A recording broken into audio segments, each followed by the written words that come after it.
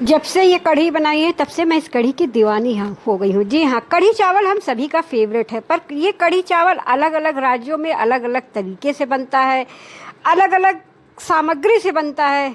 तो चलिए बनाते हैं कुछ ऐसी कढ़ी जिसमें के पकौड़े हमको तलने नहीं पड़ेंगे। तो राधे राधे, शुरू करती हूँ आज का ब्लॉग। और आज का ब्लॉग मेरा रात की खाने का है। तो कढ़ी चावल हम सभी का फेवरेट है, तो जिसके लिए मैंने सबसे पहले लिए थे 1 कटोरी दही। उसे अच्छे से फेंट लिया था, जिसे रख दिया साइड में। फिर मैंने भिगोई थी उड़द की दाल। जी हाँ, अब आप कहेंगे कढ़ी में उड़द की दाल का क्या काम। अरे भाई, बने रहिए। हर राज्य की कढ़ी अलग अलग होती है, जिसे बनाने का तरीका अलग होता है। तभी तो कहते हैं कि हर राज्य में कुछ ना कुछ खास है। हर राज्य अपने खाने से पहचाना जाता है, और यही उसका सबसे बड़ी विशेषता होती है। तो आपको किस राज्य का सबसे ज़्यादा खाना पसंद है, मुझे ज़रूर बताइएगा। और आपको भी क्या मेरी तरह कढ़ी चावल पसंद है? आप भी क्या हफ्ते में एक बार कढ़ी चावल ज़रूर बनाना पसंद करते हैं? पकौड़ी वाली, सब्जी वाली, आलू वाली, या किसी भी चीज़ की कढ़ी, पर खाने में कढ़ी 1 हफ्ते में होनी चाहिए। तो बकबक करती हूँ कम और लेती हूँ उड़द की दाल, जिसमें मैंने कुछ कलियाँ लहसुन की और 1 हरी मिर्च और थोड़ा सा अदरक का टुकड़ा ऐड किया है, और इसे हमें पल्स मोड पर पीसना है। जी हाँ, उड़द की दाल थोड़ी सी सख्त होती है, तो अगर ज़रूरत पड़े तो 2 चम्मच पानी ऐड करिएगा बस, और इसे बिना पानी के ही पल्स मोड पर पीसिएगा। तो मेरी ये दाल पीस के तैयार है, जिसका टेक्सचर आप देख रहे होंगे कि इसमें मैंने पानी का इस्तेमाल बिल्कुल नहीं किया था। अब आते हैं दही पे। तो दही मेरा 1 कटोरी के लगभग मोटा वाला था, जिसमें मैंने 1 से 2 ग्लास लगभग मिलाया है पानी। उसे अच्छे से फेंट लिया है।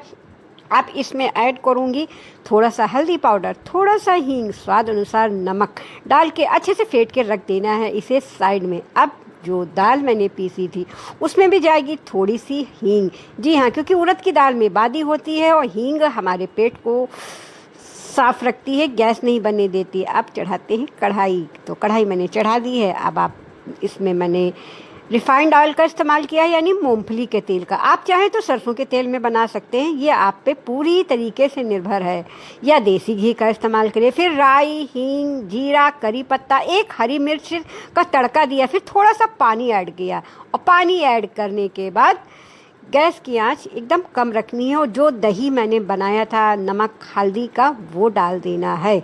उसमें 2 चम्मच मैंने उड़द की जो दाल ऐड की थी वो मिला देनी है, और बस इसे उबाल आने तक पकने देना है।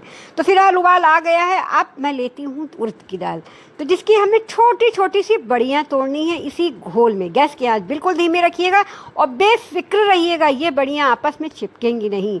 और देख रहे हैं प्रॉपर ये बड़ियाँ ऊपर आ गई हैं। तो कैसी लग रही है ये छत्तीसगढ़ की डुबकी कढ़ी जो मैंने आज बनाई है। कहते हैं हर राज्य का खाना कुछ ना कुछ तो कहता ही है ना।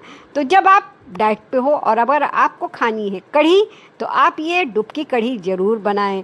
तो फिलहाल इसकी खुशबू इतनी अच्छी आ रही है कि मुझसे रहा नहीं जा रहा। फिर गया ढेर सारा धनिया और थोड़ा सा कसूरी मेथी, और बस इसमें डालें थोड़ा सा घी या बटर, और गर्मा गर्म इस कढ़ी को सर्व करें चावल के साथ, या रोटी के साथ, या पराठे के साथ। तो फिलहाल मेरा फेवरेट तो चावल ही है, मैं कढ़ी चावल के ही साथ खाती हूँ। फिर मेरे ब्रूनो का आया था कुछ पार्सल, जो मैं ब्रूनो को दिखा रही थी कि देखो तुम्हारे लिए कुछ आया है। इसे हो रही थी इचिंग, क्योंकि मौसम बदल चुका है।